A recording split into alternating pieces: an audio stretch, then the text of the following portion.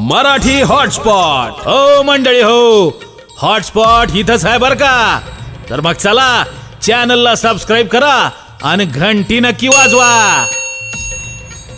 आपल्या सगळ्यांचा मराठी हॉटस्पॉट.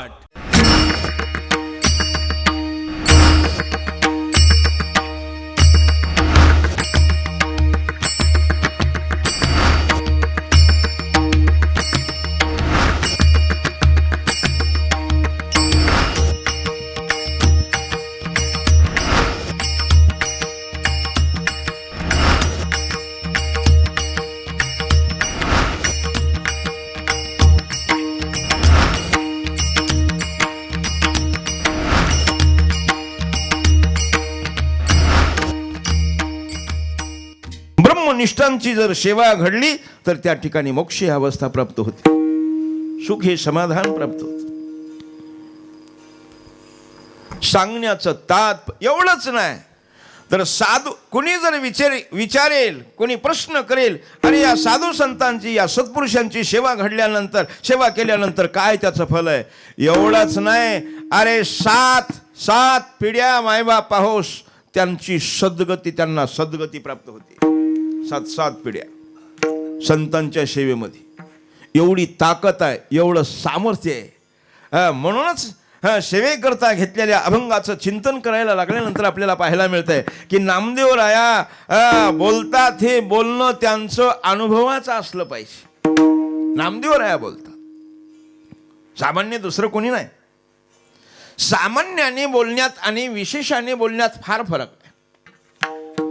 सामान्यांनी वर्णन करण्यात आणि विशेष व्यक्तीनं वर्णन करण्यात फार फरक आहे.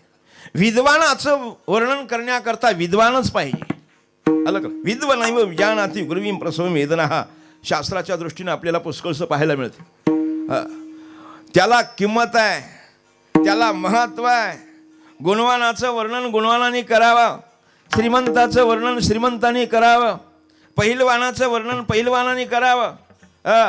कोणी म्हणेल की ते संत आहेत म्हणून संतांचं वर्णन करतात, कोणी म्हणेल त्यांच्या परिसरातलीच म्हणून ते वर्णन करतात. असं कोणाचं लक्षण असं आपल्याला दिसून येईल. पण या ठिकाणी आपण जर चिंतन करायला लागलो तर नामदेवरायांचा काय अधिकार, नामदेवरायाचं काय स्वरूप आहे, नामदेवराया कोण, आपण चिंतन केल्यानंतर आपल्याला पाहायला मिळतं. नामदेवराया म्हणजे जेवढे काही भगवान परमात्म्याचे प्रत्येक युगामध्ये अवतार झाले, नवे नवे प्रत्येक युगामध्ये नामदेवराया आलेले आहेत. या ठिकाणी रामायण कथा सुंदर चालू आहे. नामदेवराया वर्णन करतात ते दुसरं कोणाचं करत नाहीत, संतांचं वर्णन करतात.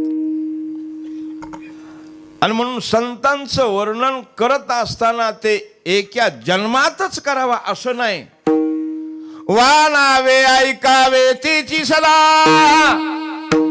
अलग अलग वानावे ऐकावे तिची सदा. सदा हा शब्द आहे. सदा हा शब्द जन्माचा विचार करायला येत नाही. सदा हा शब्द कालाचा विचार करायला लावत नाही. सदा हा शब्द देशाचा विचार करायला लावत नाही. सदा या शब्दामध्ये सर्व विश्व आलं, सर्व विश्वातलं लक्षण आलं, सर्व योनीचं लक्ष, सर्व दृष्टी सदा या शब्दामध्ये सर्व आलं. सदा वानावे ऐकावे तेची सदा, का तैसे हरपले आपण पे पावे, तै ते पाहता संता ते घेऊसावे, म्हणून वानावे ऐकावे तेची सदा. का त्यांच्यात आणि आपल्यात काय फरक आहे, त्यांच्यामध्ये आणि आपल्या स्वरूपामध्ये शरीरामध्ये काय फरक आहे, सर्व दृष्टीने आपण चिंतन केल्यानंतर आपल्याला पाहायला मिळतंय. पण त्यांचं स्वरूप त्यांनी प्राप्त केलेलं कसं आहे आणि आपलं स्वरूप आपण प्राप्त कसं करतो. म्हणून त्यांच्या लक्षणाकडे पहा, त्यांच्या दृष्टीकडे पहा. त्यांच्या लक्षणामध्ये संपूर्ण पवित्रता आपल्याला पाहायला मिळते, त्यांच्या दृष्टीमध्ये संपूर्ण पवित्रता आपल्याला पाहायला मिळते, त्यांच्या उच्चारामध्ये संपूर्ण पवित्रता आपल्याला पाहायला मिळते. एवढाच नाही आहे, विचाराच्या दृष्टीनं, गुणाच्या दृष्टीनं, सद्गुणाच्या दृष्टीनं आपण जर चिंतन करायला लागलो, अखिल खोड ब्रह्मांड नायक परमात्म्याने गीतेमध्ये दैवी संपत्तीच्या गुणाचं वर्णन करत असताना जेवढे काही दैव संपत्तीचे गुण आहेत ते संपूर्ण गुण मायबापा हो त्यांचे पवित्र आपल्याला पाहायला मिळतात. सर्व पवित्रता त्यांची दृष्टी पहा. शास्त्रीय दृष्टीने आपण जर दृष्टीचं जर चिंतन करायला लागलो, चर्मदृष्टी, तत्वदृष्टी आणि समदृष्टी. चर्मदृष्टीच्या दृष्टीनं चिंतन करा, त्यांची चर्मदृष्टी आहे का? तत्वदृष्टीनं चिंतन करा, ते केवळ तत्वदृष्टीनंच पाहतात का? नाही, तत्वाकडे पाहत असताना, चर्मदृष्टीनं पाहत असताना त्यांच्या चर्मदृष्टीमध्ये देखील समदृष्टी आहे, तत्वदृष्टीमध्ये देखील समदृष्टी आहे. आणि म्हणून समदृष्टीचं लक्षण वेदांत शास्त्राच्या दृष्टीनं अभेदमय लक्षण आहे. तिथं कुठल्याच प्रकारचा भेद नाही, सर्व अभेदमय लक्षण. संतांच्या दृष्टीमध्ये स्वरूपता काय दिसून येते? दैवी संपत्तीचा भाव त्या ठिकाणी प्रगट दिसतो. आणि म्हणून त्यांचं एक एक लक्षण, एक एक शब्द आपण जर पाहायला लागलो, वाङ्मयाच्या दृष्टीनं पहा. ज्ञानोबारायांनी अनेक ठिकाणी आपल्याला वर्णन करून दाखवलं असेल, तुकोबारायांनी अनेक ठिकाणी आपल्याला वर्णन करून दाखवलं असेल. शब्दाचा विचार केल्यानंतर शब्दामध्ये कुठं भेद दिसून येतो, शब्दामध्ये कुठं कंजूसपणा दिसून येतो, शब्दामध्ये कोणाचा तरी त्या ठिकाणी खेद दिसून येतो का? आणि म्हणून वेळोवेळी ते प्रमाण आपल्याला म्हणावं लागतात. चला याल तरी यारे लागे, चला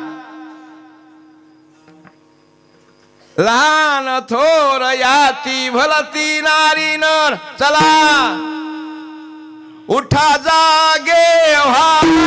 या प्रमाणाचा विचार आपण केल्यानंतर सर्व समानता दिसून येते आपल्याला. त्यांचं उठवणं कोणाला? आपण व्यवहाराच्या दृष्टीने चिंतन करतो, उठवावं लागतं कोणाला? झोपलेल्यांना उठवावं लागतं का जागे असतात त्यांना उठवावं लागतं? मग या ठिकाणी उठवलं, झोपलेल्यांना उठवलं का जागे त्यांना उठवलं? प्रश्न आहे. आता आपण झोपलेलो आहोत का जागे आहोत? आता कसे आपण जागेत, आपण जागेत. आणि म्हणून तर वेळोवेळ सावध करावं लागतं, एवढी जागेत. चला चला म्हणावं लागतं, करा म्हणावं लागतं, उठा म्हणावं लागतं. ज्ञानोबारायांना कशाला बोलावं लागलं एवढं? उद्दिष्ट शास्त्र पाहिलं मायबापा तरी झडझडून वैला आणि कशा करता बोलावं लागलं? काय कारण आहे? जागे म्हणून का झोपले म्हणून? जागे आहोत आपण. विनोदाचे दृष्टांत याच्यावर कितीतरी आपल्याला सांगता येतील, पण ते सांगून वेळ घ्यायचा नाही. कीर्तन हसण्याकरता नाही, कीर्तन चिंतनाकरता, कीर्तन विचाराकरता, कीर्तन आत्मशोधाकरता, कथा चिंतनाकरता, कथा आत्मशोधाकरता. श्रवण कशा करता करायचे, सेवा कशा करता करायची? पवित्र होण्याकरता. आपल्याला पवित्र होता येत नाही का? आपण होऊ शकत नाही का? पवित्र होण्याचे आपण प्रयत्न करत नाहीत, याचाच अर्थ आपण जागे नाहीत. आपण जागे नाहीत. आपण दिसतो, जागे दिसतो आपण, पण चर्मचक्षुषा न पश्यन्ति. इथं कातड्याच्या डोळ्याने पाहून जमणार नाही. कातड्याच्या डोळ्याने आपण किती जरी प्रयत्न केले ना, कातड्याच्या डोळ्याने किती जरी वागलो, किती जरी चाललो तर नाही जमायचं माय बापा. न पश्यन्ति ज्ञान चक्षुषा पश्यन्ति. याचाच अर्थ ज्ञानाचा डोळा आपल्याला प्राप्त करावा लागेल. आणि ज्ञानाचा डोळा पाहायचा जर असेल तर त्यांच्याकडे पाहावं लागेल आपल्याला, त्यांचं चिंतन करावं लागेल आपल्याला, त्यांचं स्मरण करावं लागेल आपल्याला. कुठपर्यंत? जोपर्यंत आपली वस्तू आपल्याला सापडत नाही तोपर्यंत. माणसाने प्रयत्न करावे. कुठपर्यंत? आपली वस्तू सापडत नाही तोपर्यंत प्रयत्न करावे. वस्तू अशी सापडली पाहिजे की पुन्हा ती वस्तू हरवलीच नाही पाहिजे, तर वस्तू सापडली म्हणायची. आलं का लक्षात? वस्तू अशी सापडली पाहिजे की पुन्हा ती हरवली नाही पाहिजे, पुन्हा तिला सापडण्याची गरज भासली नाही पाहिजे. चला, जोपर्यंत चंद्र सूर्य आहे तोपर्यंत त्यांना सापडायची गरज आहे का? ज्यांच्याविषयी सेवा चालू आहे, जोपर्यंत चंद्र सूर्य आहे तोपर्यंत त्यांना सापडायची गरज आहे का? काय सापडलंय? केवढी मिळवली आहे? मिळवत असताना कसा प्रकाश त्यांनी पाडलेला? काय तो प्रकाश आहे? त्या प्रकाशाला मर्यादा नाही. याचाच अर्थ पुण्याची गणना कोण करी? त्या पुण्याची गणना होऊ शकत नाहीये. जसं उदाहरण आपल्याला द्यायला लागल्यानंतर त्या पुण्याची गणना होऊ शकत नाही, तसं त्या प्रकाशाचं वर्णन होऊ शकत नाही. असा प्रकाश त्यांनी मिळवलेला आहे आणि तो प्रकाश साधा सुद्धा नाहीये, तो नाशवान नाहीये, तो बाधक नाहीये, तो क्षणिक नाहीये. शास्त्रीय दृष्टीने आपण चिंतन केल्यानंतर चला, त्यांचं चिंतन करणारा कुणी असू द्या, त्याचं वाटोळ होणार आहे का? त्याचं वाटोळ झालं का? नाही. कुणी असू द्या, कसाही असू द्या, अरे त्यांच्या संगतीमध्ये किती पाप्यातला पापी येऊ द्या, त्याचा उद्धार झाल्याशिवाय राहणार नाही. चला, रामायणामध्येच आपल्याला पाहायला मिळत आहे. ज्यांनी लिहिलं त्यांचं चिंतन करा. ज्यांनी भगवान परमात्म्याला यायला लावलं, आलं का लक्षात? यायला लावलं, असं तुला यावं लागन, असं तुला राहावं लागन, असं तुझं कर्म आहे, हे भगवान परमात्म्याला बोलावं लागलं. एवढ्यापर्यंत त्यांचं लक्षण आपल्याला पाहायला मिळतंय. त्यांची अवस्था पहा. पण ते ज्या वेळेस संतांच्या सानिध्यामध्ये आले, काय त्यांचा अधिकार मायबापा हो. आज आपण रामायण वाचतो, आज आपण रामायण चिंतन करतो, कोणामुळं? ही कथा जी चालू आहे आज सर्वांना आनंदित कथा करते. कथेमध्ये बसणारा कुणी असू द्या, कुणी असू द्या, त्या कथेचा आनंद सर्वांना सारखा आहे मायबापा. काय चिंतन आहे? एक दृष्टीने आपण चिंतन करायला लागल्यानंतर पाहायला मिळतं, याला कारण जर काय असेल तर संत स्वरूप आहे, सत स्वरूप आहे. आणि त्या संत स्वरूपाला शब्द स्पर्श होऊ शकत नाहीये. ते किती पवित्र आहेत. जगाच्या पाठीवर आपण चिंतन करायला लागल्यानंतर, पवित्राचं चिंतन करायला लागल्यानंतर आपल्याला पुष्कळसं पाहायला मिळते. आपण आपल्या देशाच्या दृष्टीनं जर चिंतन करायला लागलो, काही लक्षणं देशतः पवित्र आहेत, काही लक्षणं कालतः पवित्र आहेत, काही लक्षणं वस्तुतः पवित्र आहेत, काही लक्षणं जन्मतः पवित्र आहेत, काही लक्षणं संबंधतः पवित्र आहेत. पवित्राच्या दृष्टीने आपण जर चिंतन करायला लागलो, पवित्र हा स्वरूप जर आपण पाहायला लागलो तर आपल्याला पाहायला मिळतं. देशात हा पवित्र चिंतन केलेलं आहे. भृगवादी ऋषी गंगा नद्या किम नाम पवित्रम संतत्व अवच्छेदेन पवित्रम. याचाच अर्थ देशनिष्ठा ध्येयता निरूपिताधिकरणाश्रयत्वम कालतः पवित्रम. देशनिष्ठा ध्येयता निरूपिताधिकरणाश्रयत्वम कालतः पवित्रम. काही कालतः पवित्रम, संतत्वावच्छेदेन पवित्रम. गंगादि नद्यावच्छिन्नत्व सती भृगवादी ऋषी. चला, नद्याच्या दृष्टीनं पहा, भृगवादी ऋषीच्या दृष्टीनं पहा, अनेक दृष्टीनं आपल्याला पाहायला मिळत आहे. एवढाच नाही तर ऋषी मुनी वगैरे हे सर्व जे आहेत, आपण भारत देशाच्या दृष्टीनं चिंतन करायला लागल्यानंतर आपल्याला पाहायला मिळतं. का पवित्रता? कशामुळं पवित्रता? पवित्रतेचं लक्षण काय आहे? सर्व दृष्टीने आपण चिंतन केल्यानंतर आपल्याला पाहायला मिळतं. विठ्ठल विठ्ठल.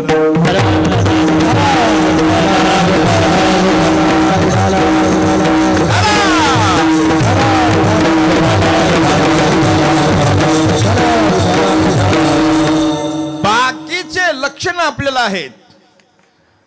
पवित्रता आपल्याला पाहायला मिळते, पण जगाच्या पाठीवर संतांची पवित्रता जर आपण जर पाहायला लागलो तर इतर सर्व पवित्रतापेक्षा वेगळी पवित्रता आहे त्यांची. आहे मार्गदर्शक करणारा, अज्ञान निवर्तकत्वम. आलं का लक्षात? अज्ञान निवर्तकत्वम म्हणजे तत्व उपदेशकत्वम अज्ञान निवर्तकत्वम म्हणजे तत्वाचा उपदेश करून अज्ञान घालवणारे देखील आहे ते पवित्र आहे. अज्ञान घालवणं म्हणजे पवित्रता आहे. पण शास्त्रीय दृष्टीने आपण जर चिंतन जर करायला लागलो एवढंच नाही, तत्व उपदेशत्वम सती जगत उद्धारकत्वम म्हणजे तत्वाचाही उपदेश करून अज्ञान घालवणं, पण जगाचा उद्धार कसा होईल याकरता रात्रंदिवस प्रयत्न करणारे जगाच्या पाठीवर संत. आणि म्हणून संतांची पवित्रता आपण जर पाहायला लागलो म्हणून म्हणावं लागतं पवित्र सोहळी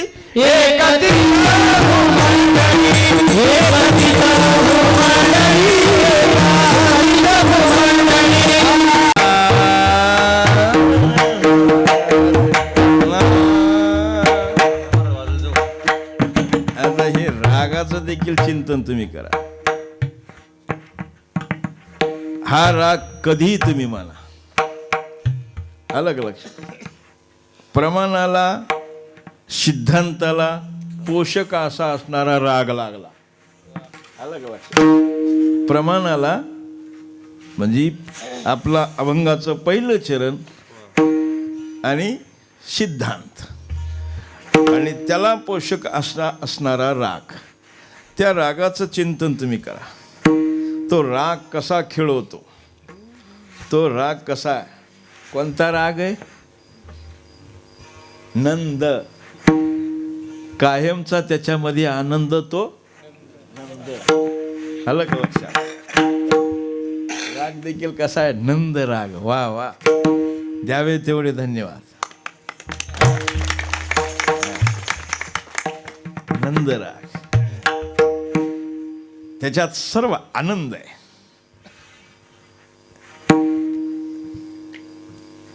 रोमांच निर्माण करणारा, अष्ट सात्विक भाव निर्माण करणारा. अलग लक्षात. तुम्ही राग राग म्हणजे साधं सुद्धा नाही, त्याच्यामध्ये देखील संतत्व हे लक्षण आहे, पवित्र लक्षण आहे रागामध्ये देखील. जसं संतांच्या लक्षणामध्ये सर्वांना आनंद आहे, सर्वांना समाधान आहे, सर्वांकडे पाहत असताना त्यांची दृष्टी तुम्ही पहा. याचाच अर्थ या रागामध्ये देखील आपण जर आध्यात्मिक दृष्टीनं जर चिंतन करायला लागलो तर ब्रह्मज्ञानी स्वरूपाचं वर्णन आपण करू शकतो. रागामध्ये देखील या, जसं या ठिकाणी रामायण चालू आहे, ब्रह्मज्ञान, ब्रह्मज्ञानी स्वरूप चिंतन करा. ब्रह्मज्ञानी स्वरूप त्याला म्हणायचं, त्यालाच ब्रह्मज्ञान म्हणायचं की कायम त्या ज्ञानामध्ये आनंद, कायम समाधान. रामायणामध्ये आपल्याला पाहायला मिळत आहे कथा, कारण दोन्हीचा समन्वय आपण साधायचा आधार आहे. रामायणामध्ये देखील ब्रह्मज्ञानाचं वर्णन करत असताना अनेक ठिकाणी आपल्याला पाहायला मिळतं.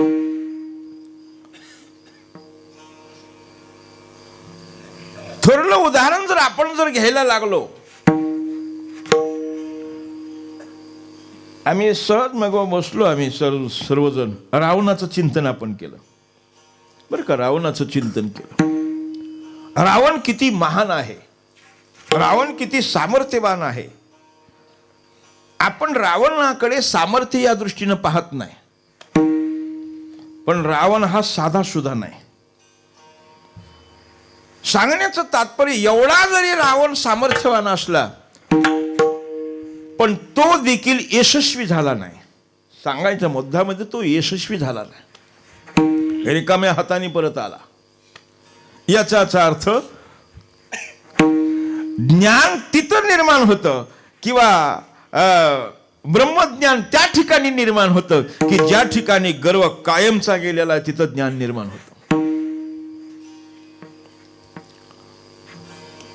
गर्व कायमचं निर्माण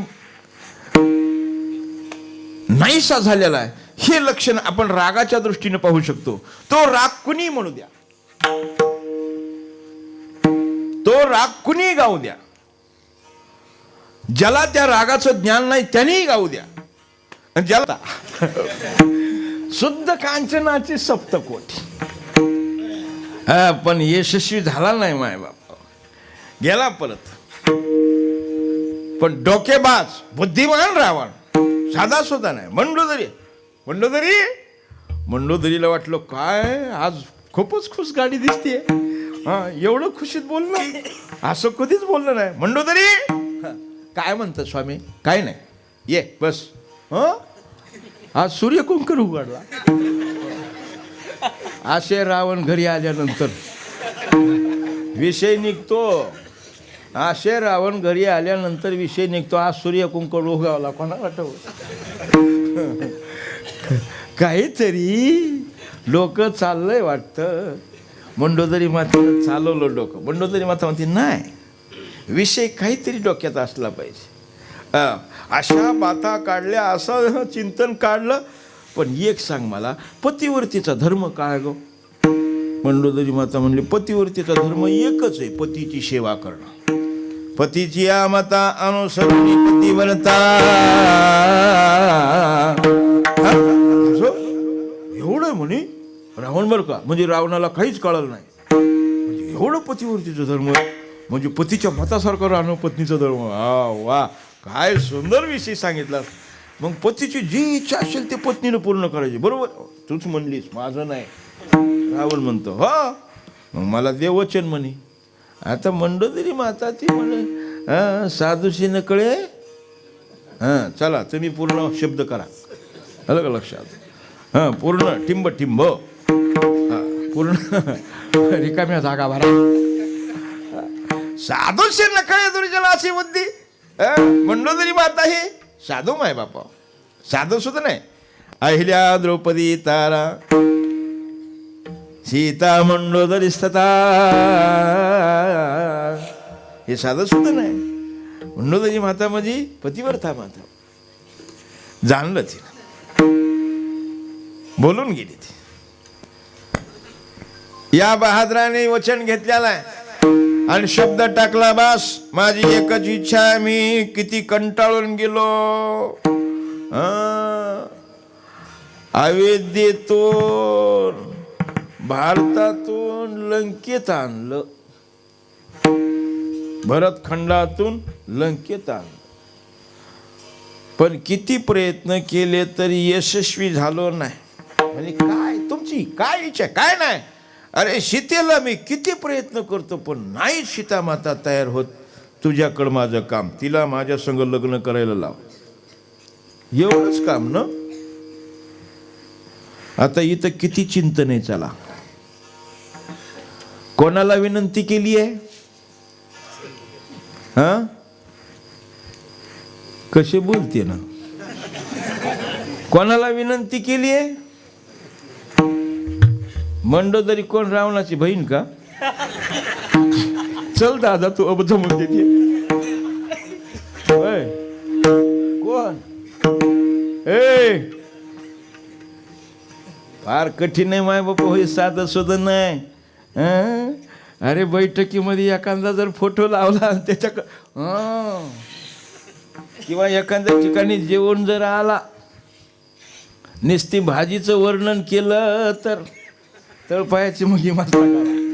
आता दुसऱ्याचं वर्णन देखील सहन होत ना. तिथं मंडोदरी मातेला माय बापा हो, सीता मातेनं माझ्या संग लग्न केलं पाहिजे असं म्हणणं साधं सुद्धा नाही. मंडोदरी माता निघते सीता मातेला तयार करण्याकरता. चला, साधं सुद्धा नाही. चला चिंतन पहा. सीता मातेनं जाणलं मंडोदरी मला भेटण्याकरता येते. सीता माता आडवं जाण्याकरता निघालेली, स्वागत करण्याकरता निघालेली. पण रिकाम्या पायामध्ये पादत्र नाहीये, पावलाने चाललेले आहेत. मंडोदरी माता विचार करते, मी रथाने जाते हे सोबत नाही, हा शिष्टाचार मान्य नाही. म्हणून रथाच्या खाली उतरलेले आहेत. सेवक म्हणतो राणी सरकार रथाच्या खाली रथ कशा करता? नाही, हे तुला कळायचं नाही. शास्त्र हा तुझा विषय नाही. मंडोदरी माता रथ असताना देखील पावलांनी चालायला लागल्यात का? सीता मातेचं स्वागत करायचं. आणि सीता मातेचं स्वागत केल्यानंतर मायबापा हो दोन्हीचा संगम, दोन्हीची भेट, ज्याप्रमाणे दोन नद्या एकत्र झाल्यानंतर तो संगमाचा भाव आपल्याला दिसून येतो. आनंदमय लक्षण सर्व परिसराला निर्माण करतं. अशी अवस्था त्या ठिकाणी दोन पतिव्रता एकत्र एकीला भेटल्यानंतर हस्तलंघन झाल्यानंतरचा जो भाव आहे, सीता मातेनं मंडोदरीचा हात धरलेला आहे, आपल्या आसनाकडे नेलेलं आहे आणि बसल्यानंतर दोघीचा संवाद चालू असताना मंडोदरी माता सहज बोलून गेल्या, सीता तुझ्या प्रभूचा रामाचा तो आनंद कसा घेतीस, कसा घेतीस याचा अर्थ तू तुझ्या रामाकडे कशी पाहतीस, काय तुझी भावना आहे. सीता माता कुठे येतात? लंकेमध्ये येत. पण सीता मातेचा भाव तुम्ही पहा. हे मंडोदरी माता, तुम्ही जो प्रश्न केलेला आहे याला एकच उत्तर आहे, जळी माझा राम रेणू माझा राम कली काष्टी पाषाणी राम वर्त तसे. सर्वत्र ठिकाणी मी रामाचा भाव पाहते, असं एकही ठिकाण नाही, तो नाही ठाव उल्हासे कमल सर्वत्र संपूर्ण गगन तसे.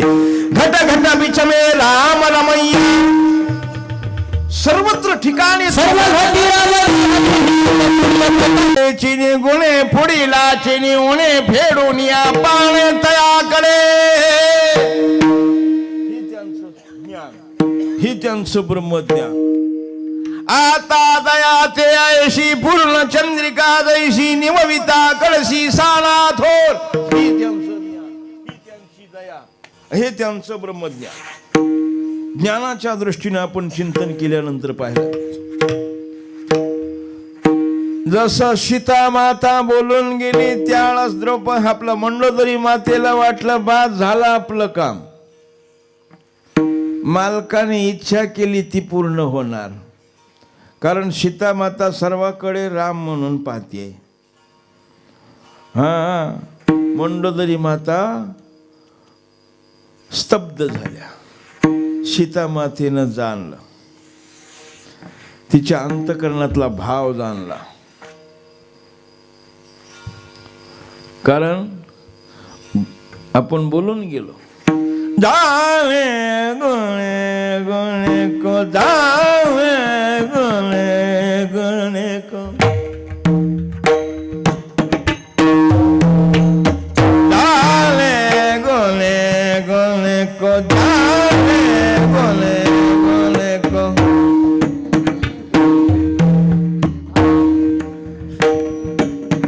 जावे गुणे गुणे को, जावे गुणे गुणे को. मेरा गोला क्या जाने, मेरा गोला क्या जाने, जाने बलि बलि को, जाने बलि बलि को, निरा बलि क्या जाने, जाने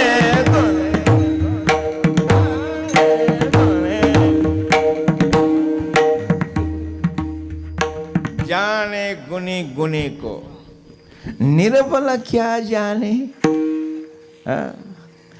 जाने बलि बलि को, निर्बल क्या जाने, निर्गुण क्या जाने, निर्बल क्या जाने. तसं ती काय जाणू शकते? सीता माता जाणू शकत. सीता माता बोलून गेल्यानंतर मंडोदरी माता म्हणते, बास सर्वत्र तू रामाचं लक्षण पाहते, राम राम हे स्वरूप पाहते, सर्वत्र ठिकाणी तुझा राम आहे असं एकही ठिकाण नाही, सर्वाच्या ठिकाणी तोच आहे. मग माझ्या रावणाचा तू का स्वीकार करत नाही? त्याला सीता माता थोड्या हसल्या. बास इथंच कळालं तुमचं, इथंच तुमचं कळालं. सीता माता बोलून गेले, अरे सर्वत्र ठिकाणी माझा राम आहे, मग ही रावण नावाची जात कुठून आली ते सांग. मंडोदरी मातेला बोलता आलं नाही. माय बापा खाली मान घातलेली आहे, याचाच अर्थ असं ज्ञान असलं पाहिजे. ही रावण नावाची जात कुठून आली सांग. तो म्हणते ना माझ्या रावणाचा का स्वीकार करत नाही, मी तर राम म्हणून पाहते, चल राम होऊन ये मला. जसं आपण मीराबाईचं वर्णन पाहतो ना, अलग लक्षात आहे. मीराबाई फार सुंदर दिसायला,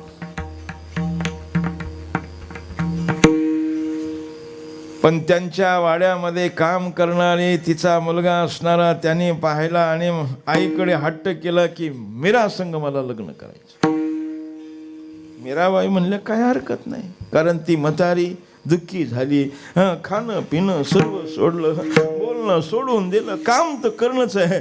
मीराबाई बोलून गेल्या, आजी अशी का झाली, दुःखी का. संतांना दुःख पाहत नाही, दुःखी अनेकाची दुःखी. पाहिलं आजी काय करणार बाळा, मुलांनी हट्ट घेतलेला आहे, बोलाव कसं. राजा तलवारीनं मुंडकं उडवल्याशिवाय राहणार नाही, निस्ता जरी बोलून जरी गेला तरी तो जिवंत राहणार नाही. काय करायचं, शेवटी सांग, आमचं कर्तव्य आहे, त्याला सुखी करणं आमचं कर्तव्य. मीराबाईनं डोकं चालवलं, हा तुझा विचार मान्य आहे मला, पण या ठिकाणी बसून तू चिंतन करायचं. तुझ्या मनामध्ये दुसरा विचारच राहिला नाही पाहिजे, दुसरा भावच आला नाही पाहिजे, मनामध्ये विषय दुसरा कोणताच आला नाही. फक्त एक परमात्मा, एक विषय. जे काय आहे तो ईश्वर आहे, जो काय आहे तो परमात्मा आहे, एवढंच तुझ्या मनामध्ये राहिलं पाहिजे. आणि जर तुझ्या मनामध्ये जर दुसरा विषय जर आला तर तलवारीनं मुंडकं उडलं जाईल. सांगण्याचं तात्पर्य, 1 दिवस झाले, 2 दिवस झाले, 3 दिवस झाले, 4 दिवस झाले, जो बसलेला आहे त्याच्या दृष्टीमध्ये त्याच्या अंतःकरणामध्ये दुसरा भावच शिल्लक राहिला नाहीये. आता त्या विषयाची आठवण त्याला होईल का. त्याच्या ठिकाणी एकच ज्ञान आहे, तो परमात्मा. याला कारण जर काय असेल तर संतांचं लक्ष. आणि ही अवस्था प्राप्त करून देणारं स्वरूप संत आहे. आणि म्हणून त्या संतांची सेवा करत असताना संतापायी माता, या ठिकाणी संतापायी माता किंवा तुकाराम महाराज देखील एकी ठिकाणी म्हणतात, संताची पायी श्वास. पायी, पायी हा शब्द फार महाराज बोलून जातात. संता पायी माथा, इथं संता पायी माता हे लक्षण फार विचार. नुसतं संताच्या पायावर डोकं ठेवलं म्हणजे झालं असं. संता पायी माथा ठेवणं म्हणजे संत स्वरूप प्राप्त करणं. अलग लक्ष. तसा देव भेटत नाही, तसा देव येत नाही, तसा देव कळत नाही. तसा देव आपल्याला पाहायला मिळत नाही. कसा, संत स्वरूप प्राप्त झाल्याशिवाय, संत लक्षण प्राप्त झाल्याशिवाय. मग ते लक्षण प्राप्त झालं की त्या ठिकाणी त्याला सापडायची गरजच नाही. ते लक्षण प्राप्त होतं. देवते संत निमित्त त्या प्रतिमा. निमित्त कारण हे स्वरूप आहे, पण देव स्वरूप. म्हणून भगवान संज्ञा प्राप्त, फुकट नाही, चिंतन करा. भगवान संज्ञा प्राप्त, पुण्यवंत, संत, ऐश्वर्यवंत. याला ऐश्वर्य म्हणतात. ऐश्वर्य त्याला म्हणायचं. ऐश्वर्य कधीही संपलं नाही पाहिजे, त्याला ऐश्वर्य म्हणायचं. तारुण्य पण त्याला म्हणायचं, त्याच्यामध्ये वृद्धपण आलंच नाही पाहिजे, त्याला तारुण्य पण.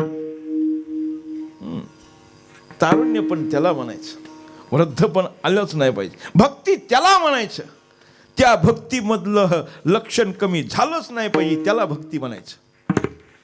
ज्ञान त्याला म्हणायचं की त्या ठिकाणी श्रेष्ठ कनिष्ठ भाव नाही, त्याला ज्ञान म्हणायचं. म्हणून आमच्या संतांच्या ठिकाणचं लक्षण तुम्ही पहा, ज्ञानोबारायांचं स्वरूप तुम्ही पहा.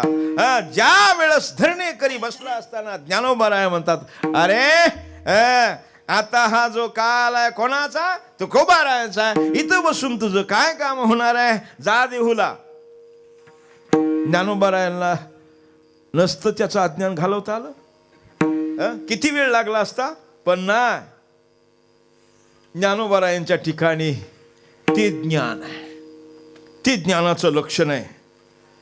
आणि म्हणून त्या ठिकाणचं लक्षण आपल्याला पाहायला मिळतंय. तुकोबारायांनी दाखवलं तुमच्या स्वरूपाचं लक्षण, तटस्थ स्वरूपाचं लक्षण न करता स्वरूप लक्षणाने ज्ञानोबारायांचं तुकोबारायांनी वर्णन केलं. ज्ञानियांचा राजा.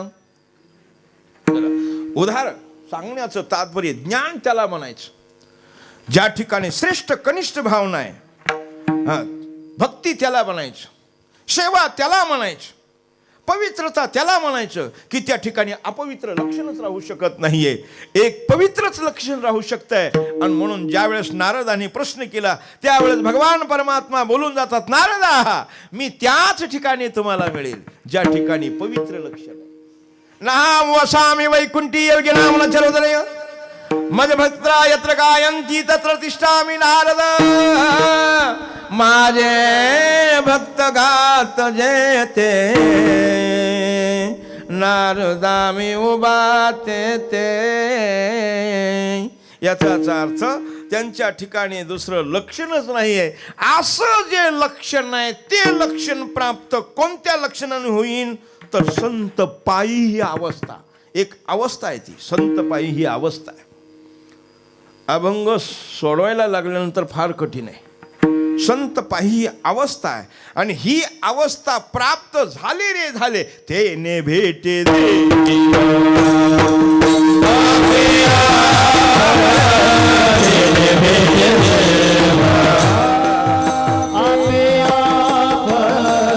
संत हा.